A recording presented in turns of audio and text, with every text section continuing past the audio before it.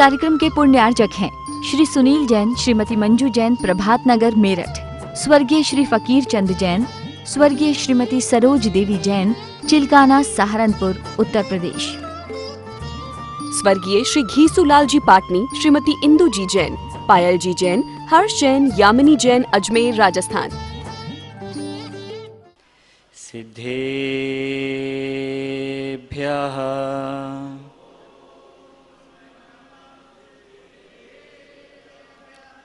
ॐ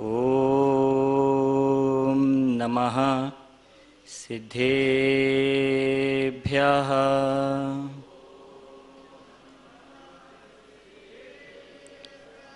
जयन्ति यस्या वदतोऽपि भारती विभूतयस्तीर्थकृतोपनिहितो।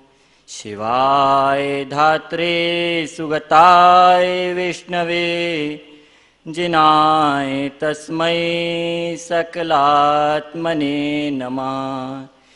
तिर्यणखग्गणहायेणोत्तारे मोहसेन शिरणिभो। आयरीरायो पशिवो परवाली भविजीलो। नमो अरिहन्ताणं नमो सिद्धाणं नमो आयरीयाणं नमो अज्जायाणं नमो लोय सव्साहुणम्।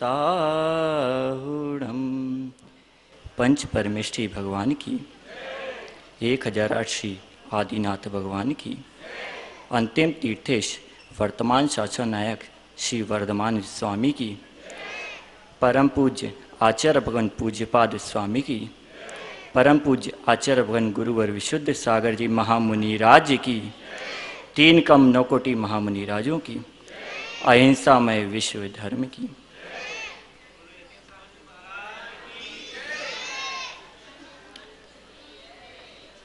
भव्य आत्माओं, वीतराग, सर्वज्ञ, हितोपदेशी तीर्थंकर जिनेन्द्र देव ने अपने केवल ज्ञान के आलोक में वस्तु तत्व को जैसा देखा, उसके स्वरूप को जैसा जाना, वैसा ही भव्यवर प्राणियों के लिए निरूपित किया।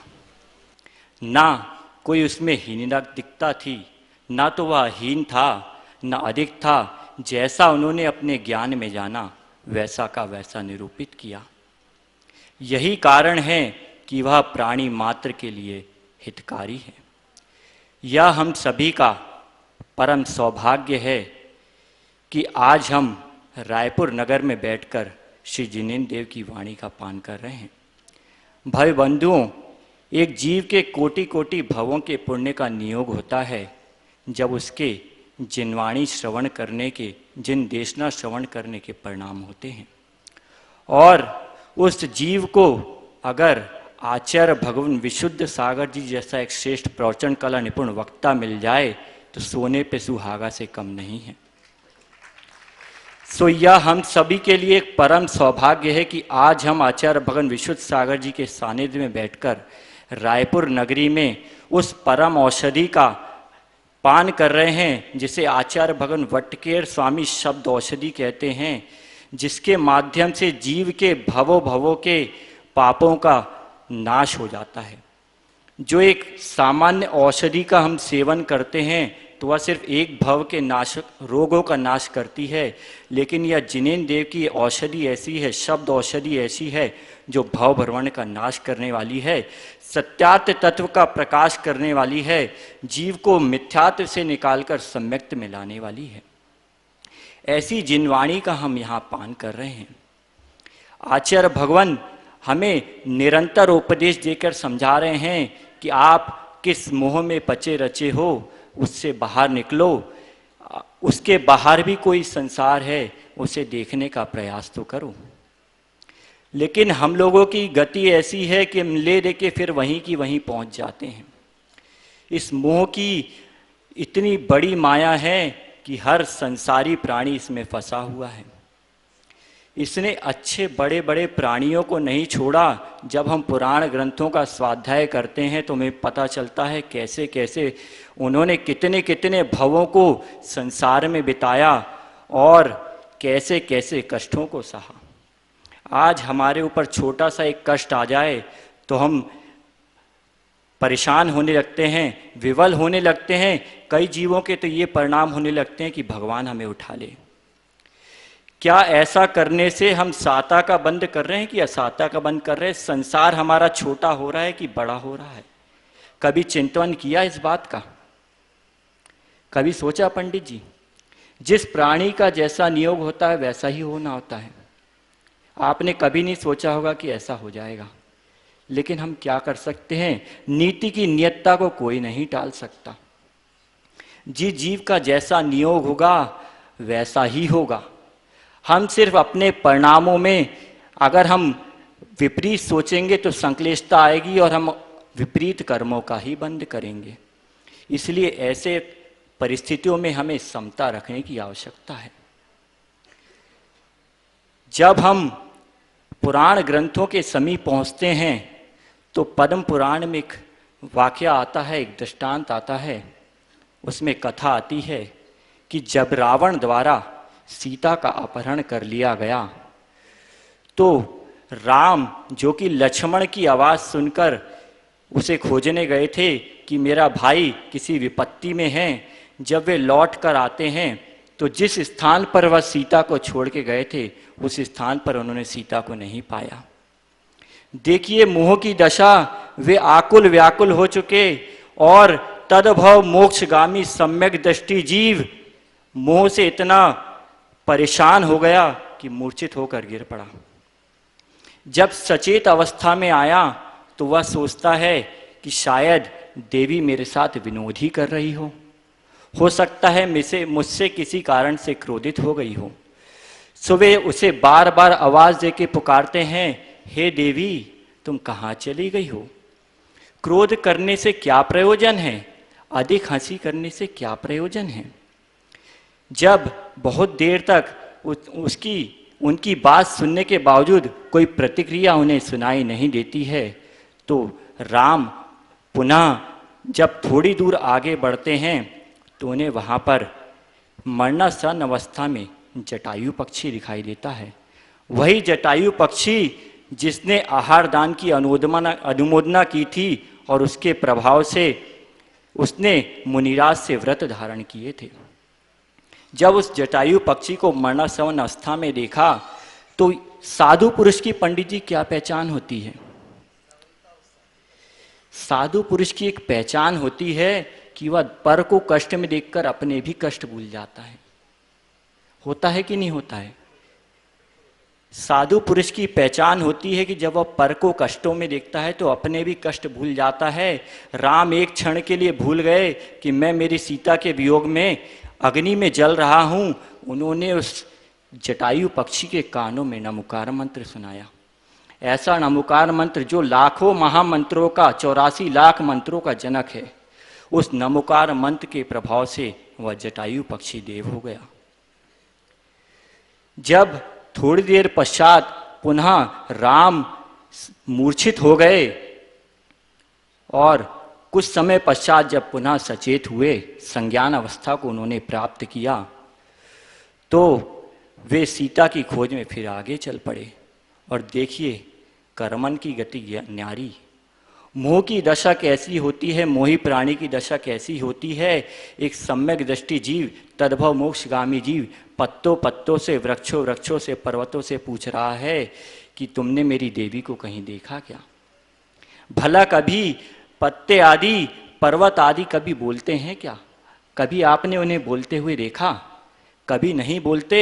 लेकिन सत्य ही कहा गया है कि जब व्यक्ति मोह के वश में आरूढ़ होता है तो इसे सुध बुध नहीं होती, वह सब कुछ भूल जाता है। सत्य ही कहा गया है, मोहेन संवृतम ज्ञानम स्वभावम लभते नहीं मत्ता पुमान पदार्थानाम यथा मदन कोद्रवई। जिस प्रकार किसी व्यक्ति ने नशीली कूदों का सेवन कर लिया हो तो उसे सत्य वस्तु के सत्य स्वरूप का ज्ञान नहीं होता। ठीक वैसे ही जिस व्यक्ति का ज्ञान मोह से आवृत हो चुका है उसे सत्य का ज्ञान नहीं हो पाता। इसी प्रकार की स्थिति से राम गुजर रहे थे, लेकिन बार बार मोह की दशा व्यक्ति को परेशान करती है। कुछ क्षण पश्चात जब पुनः मूर्छित होकर गिरे और पुनः होश में आए तो क्या सोचते हैं? वे सोचते हैं कि हो सकता है कि कोई व्यक्ति मुझे आकर मेरी देवी का समाचार ही दे दे कि मेरी देवी कहाँ पर है। जब उन्हें कुछ पता नहीं चला तो वे उसकी खोज करते रहे, और कालांतर में जब उन्हें इस बात का ज्ञान हुआ कि सीता का अपहरण कर लिया गया है, और कालांतर में जब उन्हें इस बात का ज्ञान हुआ कि मेरी देवी रावण के पास है, तो उन्होंने रावण से युद्ध किया, उसे पुनः प्राप्त किया। लेकिन देखिए कर्मन की गति न्यारी, उस सीता को लोकवाद के कारण उन्हें छोड़ना पड़ गया।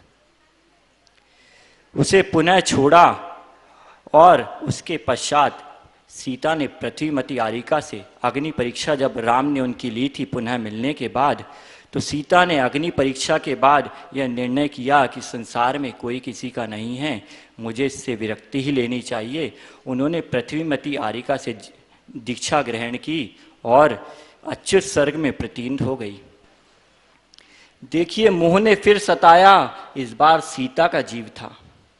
जब राम केवली भगवंत से यह जानने के बाद कि मैं भव्य प्राणी हूँ, दीक्षा लेकर निर्गंत दीक्षा धारण कर ध्यानावस्था में आरूढ़ थे, तब सीता का जीव जो कि स्वर्ग में प्रतीत हुआ था, वह विचार करता है कि यह तो मोक्ष चले जाएंगे।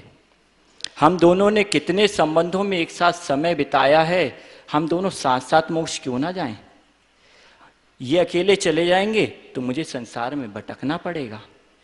ऐसा विचार करके वह प्रतीत का जीव वहाँ पर आया और उसने तरह तरह के प्रयास किए, तरह तरह के उपसर्ग किए। उसने प्रयास किया कि मैं कैसे ही करके इनका ध्यान भंग कर लूं, लेकिन राम अपने ध्यान में इतना आरूढ़ थे कि उन्होंने कुछ नहीं सुना, किसी की नहीं मानी। वे जानते थे कि मेरा स्वरूप क्या है। अहमिक्को खलु शुद्धो दंसान नाण मयो सदा रुवी नव्यत्ति मज्ज किंचिवी अन्नम परमाणु मित्तम पी। मैं एक हूँ, मैं शुद्ध हूँ, मैं ज्ञान स्वरूपी हूँ, दर्शन ज्ञान चारित्र से युक्त हूँ। बाहर का कोई भी परद्रव्य मुझ में किंचित मात्र भी नहीं है, परमाणु मात्र भी मेरा नहीं है। और क्या विचारते हैं? निर्विकारम निराबाधम सर्वसंग विवर्जितम परमानंद संपन्नम शुद्ध चैतन्य लक्षणम। मैं निर्विकार हूँ, मैं निराबाध हूँ, सर्व संग से विवर्जित हूँ, बाह्य और अभ्यंतर समस्त प्रकार के परिग्रहों से रहित हूँ। इनका मुझ में किंचित भी सत्य नहीं है, ये मुझसे असत ही हैं। इनमें मेरा किंचित भी प्रभाव नहीं है, इनका मुझ में कोई स्वभाव नहीं है, मेरे स्वभाव नहीं है ये। जब वे ऐसा चिंतन कर रहे थे, अंदर उनके के परिणामों की विशुद्धि बढ़ रही थी। यह ऐसा निज शुद्ध आत्मा का लक्षण है कि जो परम आनंद से संयुक्त है। क्या वर्तमान में आप ऐसे सुखों को भोग पा रहे हैं? क्या आप निर्विकार हैं? क्या आप निराकुल हैं? क्या आप बाह्य और अभ्यंतर परिग्रह से रहित हैं? कितने कष्ट आप दिन भर में सहते हैं। यहाँ आके आचार्य जी के प्रवचन भी सुनते हैं, कुछ क्षण तक शांति मिलती है, पुनः जाके फिर उन्हीं में रच पच जाते हैं। मोह की दशा देखिए। आपके लिए जरूरी है कि आज के दिन स्वतंत्रता दिवस है, आज तो कम से कम इस बात का भान कर लो। देश तो स्वतंत्र हो गया, लेकिन हमारी स्वतंत्रता तब होगी जब हम कर्मों के बंधन से छूटेंगे। और उसका पुरुषार्थ कौन करेगा? कोई और करेगा? हमें ही करना होगा। स्वयं अपने परिणामों से व्यक्ति कर्मों से बंधता है और स्वयं अपने परिणामों से ही मुक्त होता है। इसीलिए हमारे लिए आवश्यक है कि आज स्वतंत्रता दिवस के दिन हम इस बात का ज्ञान करें, इस बात को समझें कि कब हम जल्द से जल्द इस मोह को छोड़ें और इस संसार से पार हों।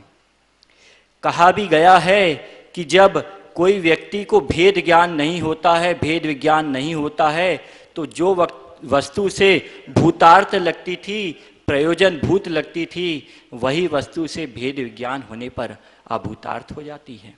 जैसा कि राम के साथ हुआ। जब तक वे गृहस्थ अवस्था में थे तब तक सीता उन्हें अपनी प्रीतमा लग रही थी, प्राण वल्लभा लग रही थी, लेकिन जब उन्होंने दीक्षा धारण कर ली तो उसमें उनका किसी भी प्रकार का राग नहीं रहा। वे जानते थे कि अगर मैंने किंचित भी इसमें राग किया तो मुझे संसार में भटकना पड़ जाएगा।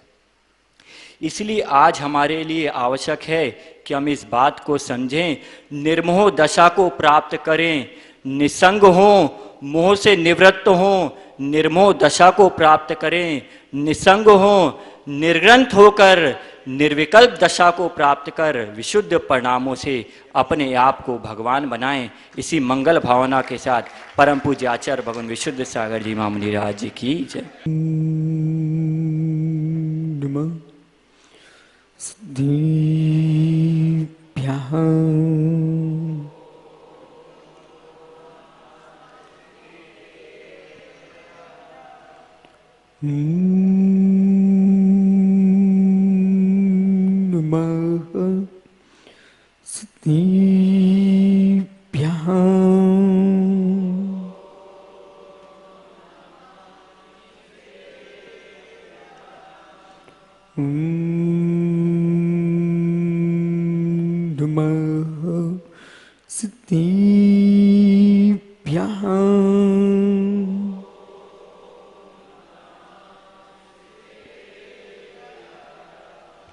श्रीमत्पुरुंगुं वीरं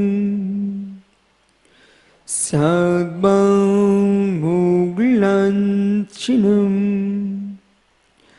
धिया त्रिलोकिनाथश्च साश्रीनं जिनसाश्रीनम् साश्रीनं जिनसाश्रीनं साश्रीनं जिनसाश्रीनं नमो रिंतारं नमो सिद्धारं नमो आयरियाणं नमो सायाडं नमो लोय सोविसावुडं अनंत अनंत पुरुम सिद्ध वाहिनी की एक जड़वान आदिनाथ स्वामी की एक जड़वान महावीर स्वामी की परम पूज्य आचार्य भगवान कुंद कुंद स्वामी की परम पूज्य आचार्य विराग सागर जी मुनि महाराज की अहिंसामय विश्व धर्म की अंतिम तीर्थेश उर्दमाई स्वामी के शासन में हम से विराजते हैं तीर्थंकर जिनेन्द्र की पीयूष देशना जिनेन्द्रवाड़ी मनुष्यों जगत कल्याणी है। ये सर्वज्ञ शासन नमोस्तु शासन जयवंतो हो, जयवंतो वितराग श्रवण संस्कृति। भगवत अरहत परमेश्वर तीर्थंकर जिनेश्वर देव ने विश्व वसुंधरा को वह सत्यार्थ का बोध प्रदान किया है, जो व्यक्ति के प्राणी मात्र को आत्मविद्या की ओर अग्रसर करता है। अध्यात्म विद्या का आनंद लूटना है तो मित्र निर्धुंध होना पड़ेगा, और निर्धुंध जीवन जीने के लिए निर्धुंध क्षेत्र चाहिए। निर्धुंध जीवन जीने के लिए निर्धुंध काल चाहिए। निर्धुंध जीवन जीने के लिए निर्द्वंद द्रव्य चाहिए और निर्द्वंद जीवन जीने के लिए निर्द्वंद भाव चाहिए। द्रव्य क्षेत्र काल भाव, जिसके पास चार निर्द्वंद है उसका भव परावर्तन समाप्त हो जाएगा।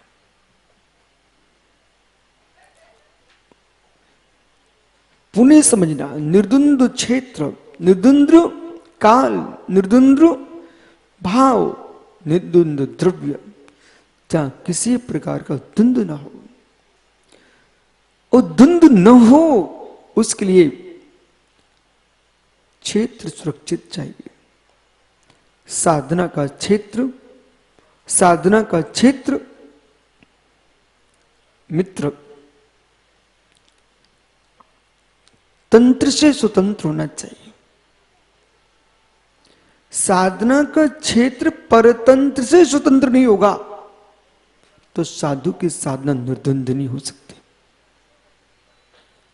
इसलिए परतंत्र पर चक्र,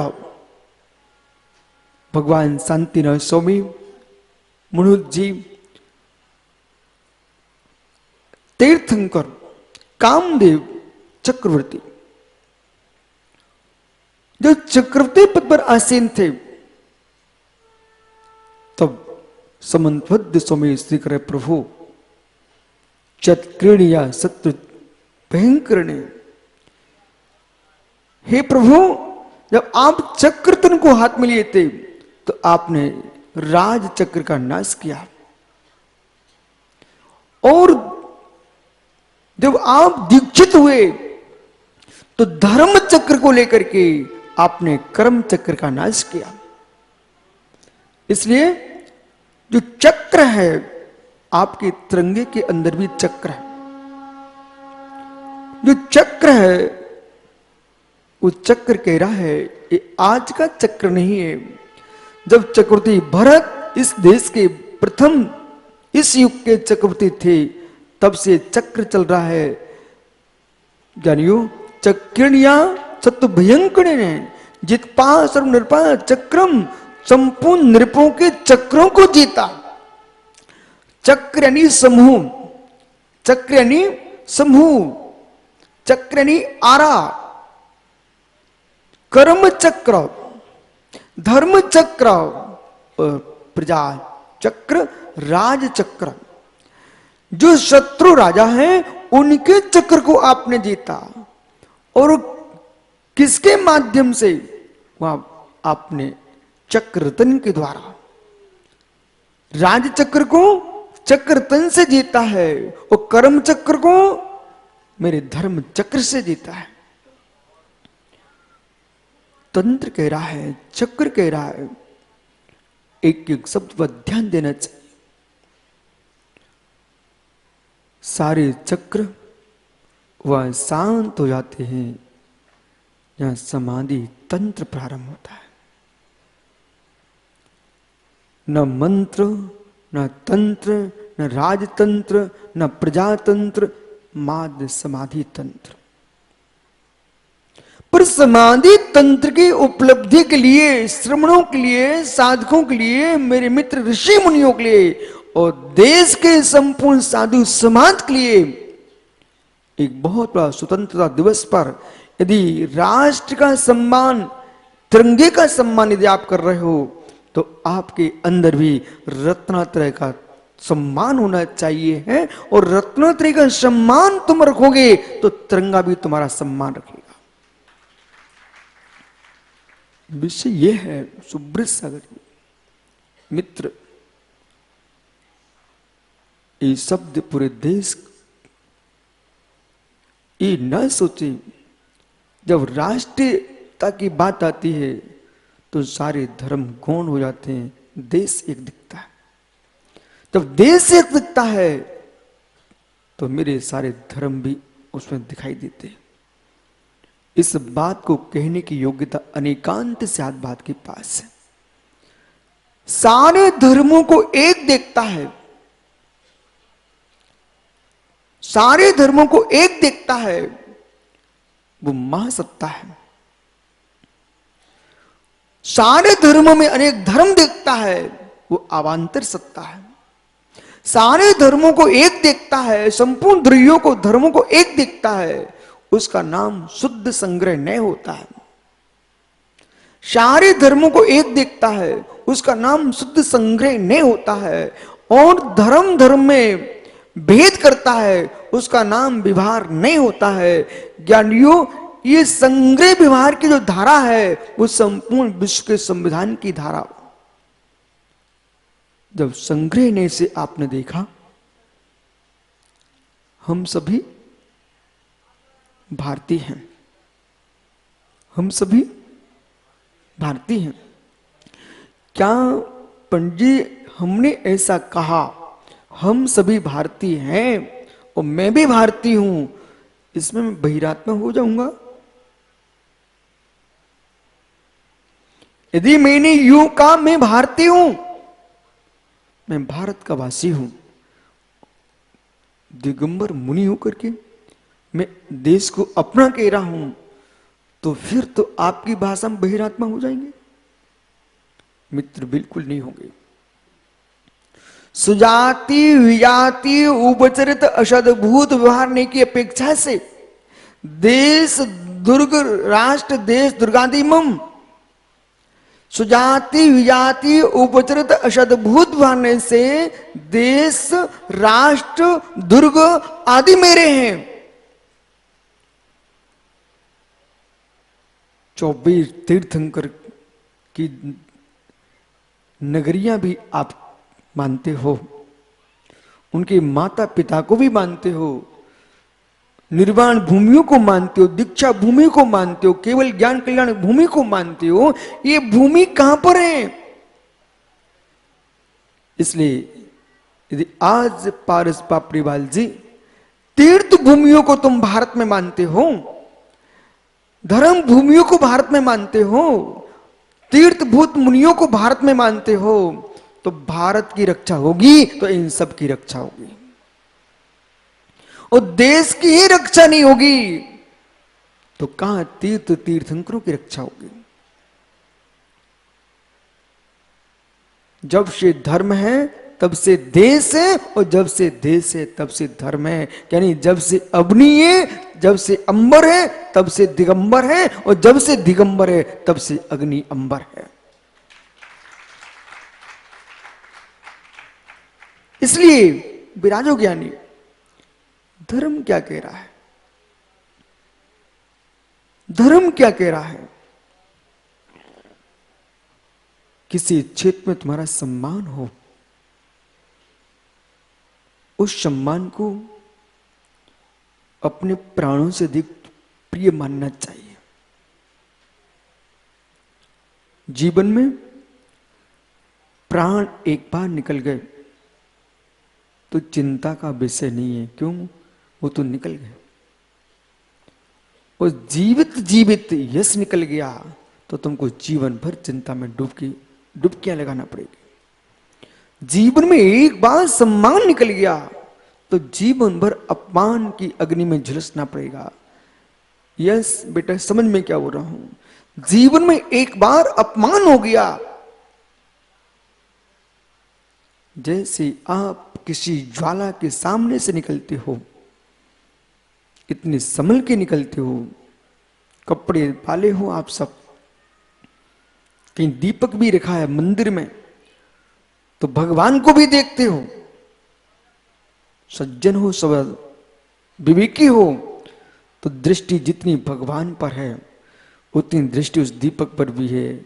भगवान पर दृष्टि है, कर्म जल जाए, इसलिए भगवान को देखना, वस्त्र ना जल जाए इसलिए दीपक को देखना। कर्म जल जाए इसलिए भगवान को देखते रहना। काम दुही काम दाहिनी, जिन भक्ति दुहे काम दुही, काम दुही काम धनु और काम दाहिनी, काम को दहन करने वाली है।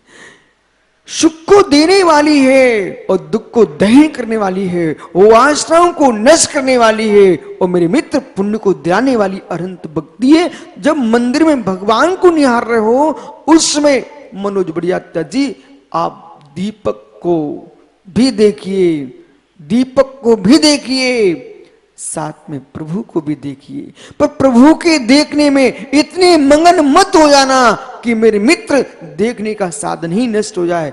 कपड़े भी संभाल के रखना। विषय कुछ और है और चारों ओर लगा लेना चाहिए। अजित पंडित जी, मित्र आज का उपदेश दी धर्म गुरुओं को, धर्माचार्यों को, देश के विद्वानों को, देश के त्यागियों को और देश के राजा महाराजा नेताओं को समझ में आ गया तो इनका जीवन भारत में मुकुट बन के रहेगा।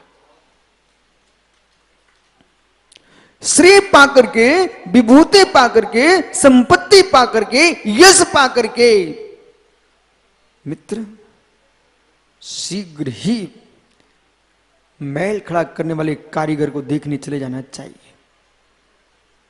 शीघ्र ही भवन बनाने वाले शिल्पकार के पास देखने चले जाना चाहिए आपको शीघ्र ही। बोले क्यों?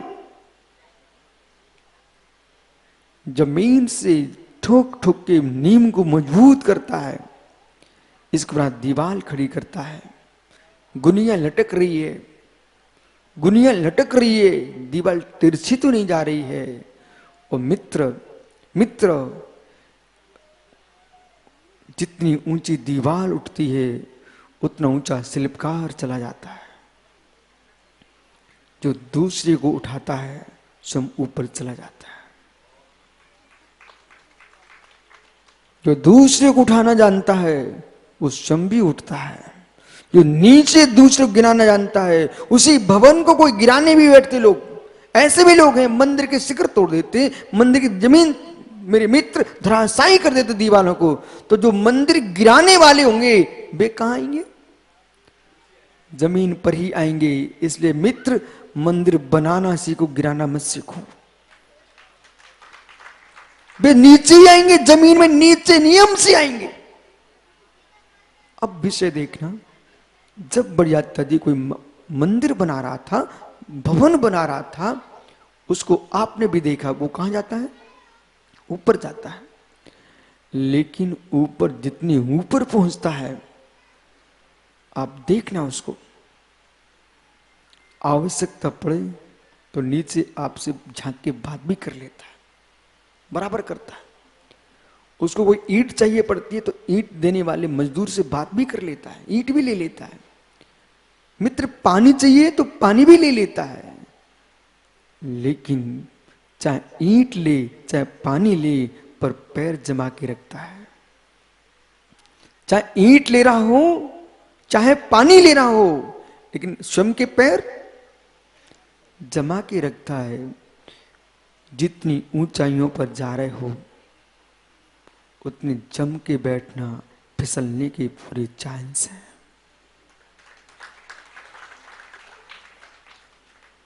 जितनी ऊपर जा रहे हो संभल के बैठो, गिरने के चांस हैं।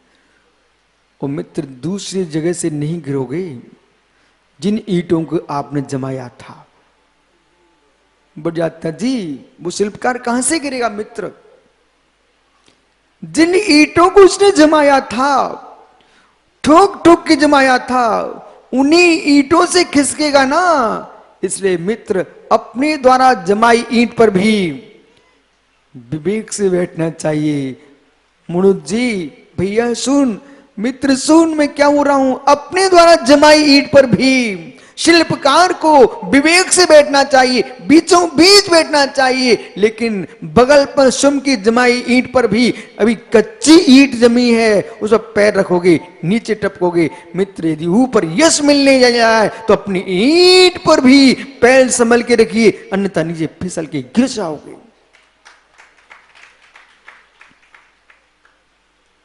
भैया भैया यश को समझा के रखना। बोले बेटा अपनी जमाई ईंट पर भी आदमी गिर पड़ता है।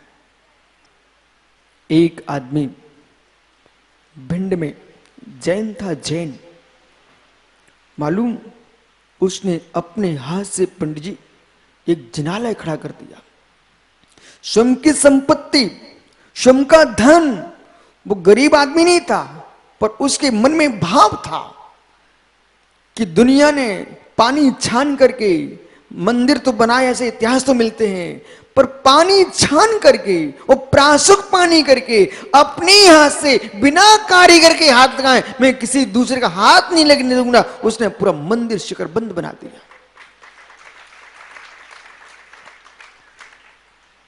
जब मंदिर बन गया, मैं भी उसी गली में मकान के चबूतर पर बैठा हुआ था। 1 मिनट के अंदर, बहुत दूर मंदिर नहीं था, बिल्कुल पास में मंदिर, समाचार आ गया कि कुआं मंदिर वाले दादा खत्म हो गए। उनका काम था कुछ ना कुछ करते ही रहना। मंदिर बनाने उनको बहुत दिन हो चुके थे, लेकिन एक दिन मंदिर में कोई दीवार, छोटी सी दीवार खड़ी कर रहे थे, छोटी सी, बहुत ऊंची नहीं, छोटी सी दीवार बना रहे थे। वो दीवार बनाते बनाते ईंट खिसक गई। वो ईंट खिसकी। जब मौत आती है तब मित्र, जब मौत आती है तो निमित्त लेके आती है, पर आती स्वयं है, बहाना दूसरे को दे के चली जाती है। छोटी सी दीवार खिसकी, आदमी 7-7 मंजिल से गिर पड़े। वो मंजिल तो बहुत छोटी बढ़ जाता जी। हनुमान जी जो है ना, ऊपर विमान से गिरे थे, और उस समय हनुमान कोई युवा नहीं थे, हनुमान कोई बहुत ऊंचे बड़े नहीं थे। तुरंत का जन्मा बालक शिशु हनुमान, और विमान से गिरा, और विमान से किलकारियां भरते हुए जमीन पर गिरा। जिस चट्टान पर गिरा, चट्टान के टुकड़े टुकड़े हो गए। वो हनुमान किलकारियां भर रहे थे। मेरे मित्र, अंजनी रोने लगी, उनके मामा बिलखने लगे। जब जमीन पर विमान को उतारा और जब देखने गए कि अंजनी गिरी पर मेरे मित्र हनुमान किलकारियां भर रहे और चट्टान के टुकड़े हो गए। पुण्यात्मा जीव के सामने चट्टानें टूट जाती हैं, पर पुण्यात्मा का कुछ भी नहीं बिगड़ता। तभी से हनुमान का नाम रखा गया श्री शैल। हनुमान का दूसरा नाम है श्री शैल, मतलब जिस शिला पर पड़ने से शिला टूट गई, ऐसे श्री शैल हनुमान। जो प्रचंड पुण्य होता है तो मित्र वज्र पटल भी टूट जाते हैं। जब जीव का पुण्य क्षीण होता है तो घर की दीवार से गिरा आदमी मर जाता है। इसलिए कोई ये ना सोचे मेरी पकड़ ऊंची है, कोई ये ना सोचे मैं मजबूत हूं, कोई ये ना सोचे चारों ओर मेरा यश है। मित्र, मित्र, आपको मालूम नहीं है, बड़े बड़े दुर्ग अजित, उसके नीचे ईंटें क्यों गिर रही हैं? इतनी ऊंचे ऊंचे थे। बढ़ जाता जी, राजस्थान में जाओ, उधर मध्य प्रदेश में बुंदेलखंड में मित्र, हर छोटे से छोटे गांव में किले बने हुए हैं। अब उनकी ईंटें नीचे टपक रही है, ऐसा क्यों हो रहा है? गगनचुंबी किले नीचे टपक रही है, उनकी ईंटें दीवारें, ऐसा क्यों हो रहा है? ईंटें तो हैं, पत्थर के किले भी नीचे टपक रहे, ऐसा क्यों हो रहा है? क्यों का उत्तर दे तो मैं अभी बिठा दूंगा आपको। पत्थर की ऊंची ऊंची दीवारें वो नीचे खिसक के गिर रही है, ऐसा क्यों हो रहा है? फिर मुझे ही बताना पड़ेगा क्या? मित्र, ईंटों में कोई कमजोरी नहीं आई, पत्थरों में कोई कमजोरी नहीं आई। जिसके सारे से चिपकाया गया था वो थी मिट्टी, गारा अथवा था चूना।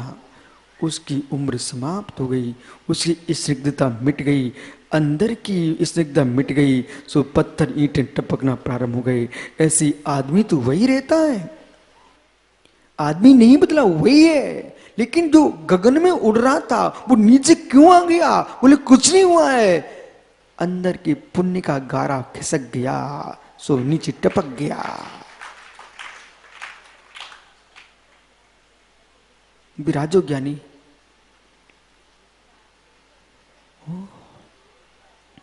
मित्र मित्र, जब जीव के पास बहुत कुछ ऊंचे भवन हो तो बीच बीच में इंजीनियर लोगों को बुलाते रहना चाहिए। तुम भवन को देख पाओगे, वे भवन के अंदर को देख पाते कि इसमें मजबूती कितनी है, भवन को देख पाते मजबूती कितनी है। ऐसे मित्र आपको अपने आप में सतगुरुओं से मिलते रहना चाहिए कि मेरे पुण्य की मजबूती कितनी है। वो उपाय बताते हैं। कौन? इंजीनियर लोग। दीवार पोली हो रही है तो ऐसी व्यवस्था कर देते हैं, वे ऊपर से ही मसाला डलवा देते हैं, नीचे से मसाला पिलवा देते हैं। बहुत बुद्धि होती है लोगों में। ऐसे मित्र विश्वास रखिए, जैसी कमजोर दीवार होती है उसको व्यवस्थित के लिए उतनी युक्ति लगाना पड़ती है। विषय ये है, ऊंचाइयां पाते समय संभलते रहना चाहिए, ऊंचाइयां पाते समय संभलते रहना चाहिए। हितेश भाई, ऊंचाइयां पाते संभलते रहना चाहिए। जिसके बीच में हम ऊंचे हैं, जिसके बीच में हम ऊंचे हुए हैं, उनसे दूर नहीं चले जाना चाहिए। ये व्यक्ति की बहुत बड़ी भूल है, ये बहुत बड़ी भूल है। जिनसे हमने ऊंचाइयां पाई हैं, हम जब ऊंचे पहुंच जाते हैं, उनसे दूर होने लगते हैं, तो मेरे मित्र वे भी जानते हैं हम नहीं उठाया है, हम गिराना भी जानते हैं।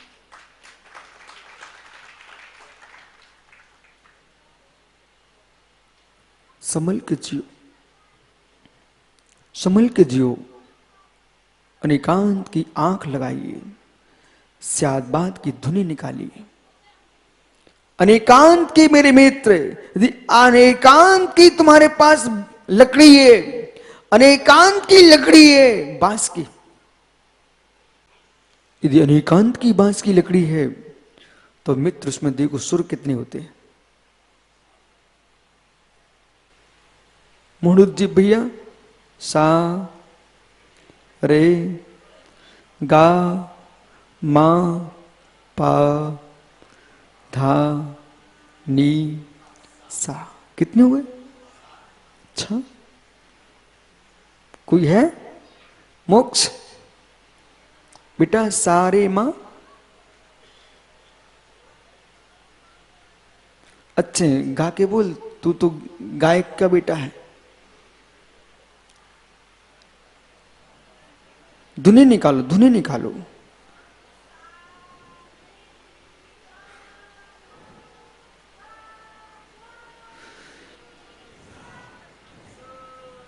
ओहो, देखा बच्चे को? आंखों से पहचान के आदमी को खड़ा करना चाहिए। मैं कहीं अभी पापड़ी वालों खड़ा कर दो तो ऐसे मुझे देखता भाई। ओहो, यानी पापड़ी वाल देखा, दो काम बन गया। ज्ञानी पापड़ी वाल बोला तो पापड़ी वाल खड़ा हो गया, ज्ञानी पापड़ी वाल खड़ा हो गया। ओह मित्र, जय जिनेंद्र कर लो। ओहो, मोक्ष विराजो। मोक्ष बेटा एक बार बोलो, मुझे बहुत गहरी बात करना है अभी, और सारे जगत को समझ में आना चाहिए है। एक बांस की बांसुरी, कितनी लंबा बांस हो, पर सुर निकालने के छेद कितने होंगे?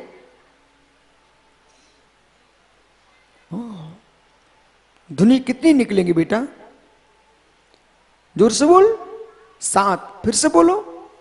सा ओह, 7 ही सुर हैं, 7 ही सुर हैं, पर इन 7 सुरों में सारा जगत नाच उठता है। मात्र 7 सुर हैं।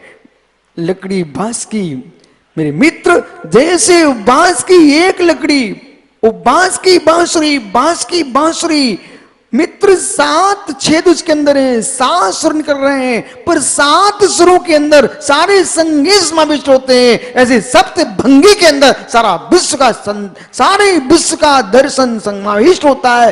ये 7 सुर बांसुरी के हैं। ऐसे अनेकांत की बांसुरी, अनेकांत की बांसुरी, उसके अंदर 7 सुर हैं, वो शादवाद है। उस 7 सुर शादवाद के लेकर के अनेकांत की बांसुरी पर जब जीव घूमेगा, ओह बेटा, काला नाग भी बामी से बाहर निकल आता है। देखा आपने? काला नाग भी बांसुरी से बाहर आ जाता है। सुनकर के आवाज, बीन की बांसुरी की आवाज सुनकर के नाग भी नाचने लगते हैं। ऐसे कितने मिथ्यात की नाग हों, यदि अनेकांत शादवाद की धुनी निकलती है तो काले नाग भी मिथ्यात के वे भी नाचने लगते हैं। अनेकांत चाहिए, शादवाद चाहिए, अनेकांत चाहिए, शादवाद चाहिए, और जीवन में उठते हुए संभलते रहना चाहिए। बेटा ये तो बता, अब तूने 7 सुर तो बता दिए, लेकिन जो बांसुरी पे जब 7 सुरों पर हाथ चलता है, उंगली चलती है, एक हाथ कहां रहता है?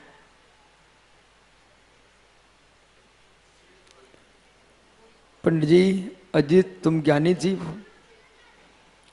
वो संगीतकार मोक्ष बांसुरी बजा रहा है, तो एक हाथ तो उसके छेदों पर चल रहा है, एक हाथ कहां है?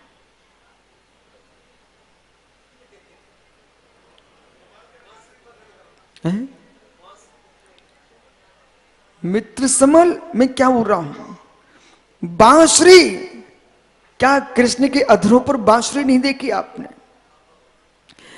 उन कृष्ण, नारायण कृष्ण के हाथ में बांसुरी है।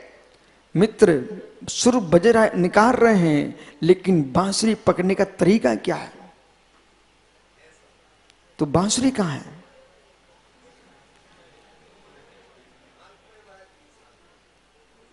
मित्र, मित्र, मित्र समझ, मित्र समझ, मित्र समझ, देख देख मैं क्या कर रहा हूं, देख भाई, मित्र समझ। यदि सुर निकालना है, सुर भंग नहीं होने देना है, तो बांसुरी पे अंगुलियां चले, पर अंगूठा बांसुरी को संभाल के रखे। मेरे मित्र, दोनों हाथ के अंगूठे बांसुरी को संभाल के रखते हैं। ऐसे तुम्हारी यश की बांसुरी चलने लग जाए तो नीचे संभाल के रख लेना चाहिए, अन्यथा बांसुरी नीचे गिर जाएगी। इतने मगन मत हो जाओ कि बांसुरी बजाते बजाते तुम ताली बजाने वालों को देखने लग जाओ, और कहीं तुम इतने निमग्न हो गए कि ताली बजाने वालों को देख करके तुम भी ताली बजाने लग गए, तो मेरे मित्र संगीत कौन करेगा?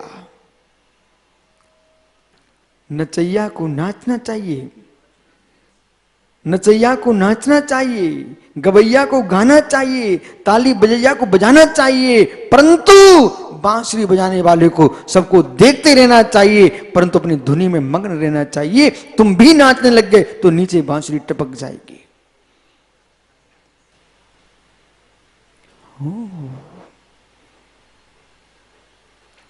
ऊंचाइयों में पहुंच करके नीचे काम नहीं करना चाहिए। यदि संगीतकार बन चुके हो तो नृत्यकार मत बनो,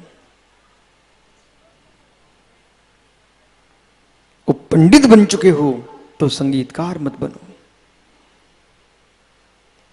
क्योंकि स्तर अलग है। संगीतकार बन चुके तो नचैया मत बनिए, बजाइए बने रहो। ऐसा बजाओ, ऐसा बजाओ दुनिया नाचे, ऐसा बजाओ, ऐसा बजाओ दुनिया नाचे। मित्र, और पंडित बन चुके हो, विद्वान हो गए हो, तो अब ना बजैया ना नचैया, मेरे मित्र दुनिया को बजवाओ, दुनिया को नचवाओ, हम देखने वाले दर्शक बन के रहेंगे।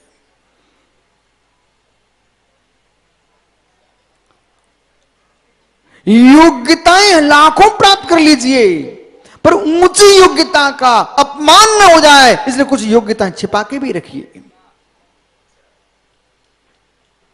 बेटा मोक्ष ये आपको खड़ा नहीं किया है, तेरे वस्त्रों पर तिरंगा लगा है, इसका मतलब देश खड़ा है और देश सुन रहा है मुझे, कि जो जितनी ऊंचाइयां पाले, भले तुमसे नाली साफ करनी बनता है, करना जानते हो, लेकिन ऊंची पोस्ट पर तुम बने राजनेता हो और मुख्यमंत्री प्रधानमंत्री बन के बैठे हो, अभी तुम्हारा नाली साफ करने का समय नहीं है, नाली साफ कर्मियों का सम्मान करने का समय है।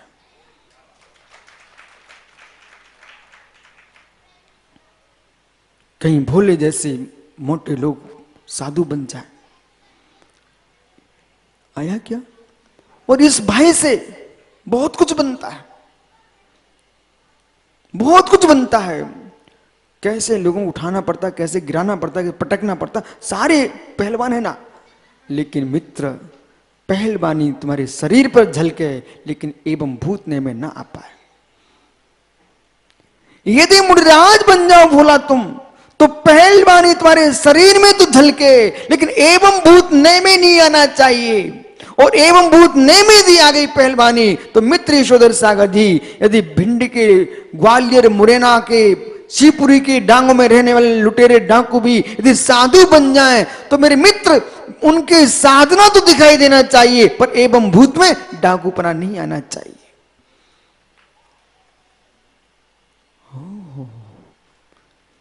जब महावीर का जीव, भगवान महावीर स्वामी का जीव, ये तो सबको मालूम है ना, जब भगवान महावीर स्वामी का जीव अपने 10 भर पूर्व सिंह की पर्याय में था, जो मुनिराजों से उपदेश सुना उन्होंने, तो मित्रों ने अनुव्रतों को धारण कर लिया।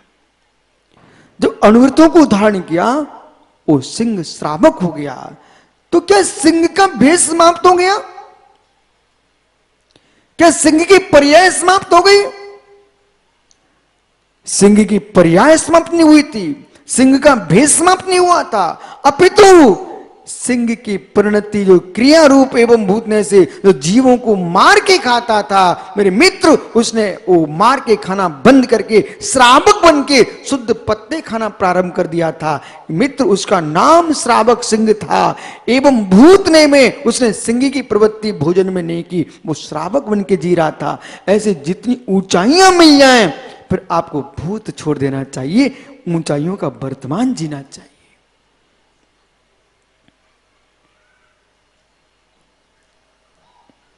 समझो मैं क्या बोला?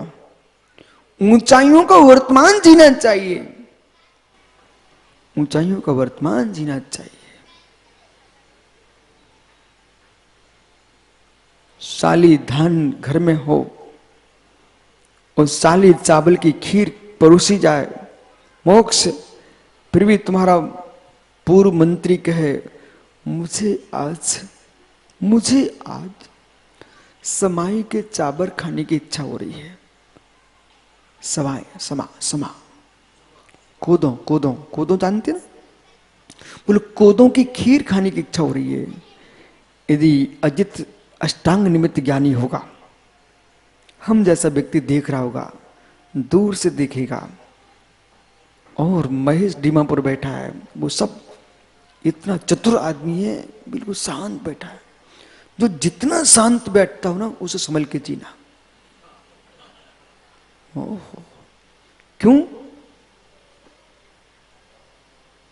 धनुष बाण भी जब निशान बनाता ना आदमी, एकाग्र हो जाता है, तब छोड़ता है। बस सामने मोक्ष बेटा, डीमापुर जैसे लोग शांत दिख जाए ना, तो समझ जाना तुरंत, बस बाण छोड़ने वाला है।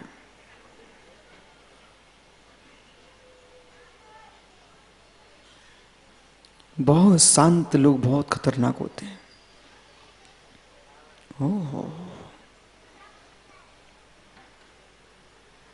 क्या हो गया मित्र? बराबर? देखो, उनके मुख से मैंने कहलवाया मित्र बराबर, परंतु मित्र जो यथार्थ में शांत होता है वो शांत नहीं होता। बाहर में अधिक शांत वे दिखते हैं जिनके भीतर क्रांति चल रही है। पंडित जी दिखाऊं, जब कोई आदमी टेंशन में जीता है, अच्छे टेंशन में, चेहरा देखो उसका,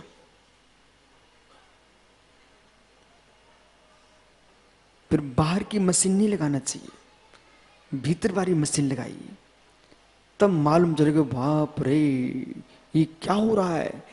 एक मशीन होती है हृदय की नापने की, और यदि तुमने कान में लगा ली ना तो जैसे रेलगाड़ी की चलने की आवाज आती ना, ऐसी आवाज आती है, धड़कन। आला से भी और एक लंबी मशीन होती है, तो मालूम बहुत तेज आवाज आती है।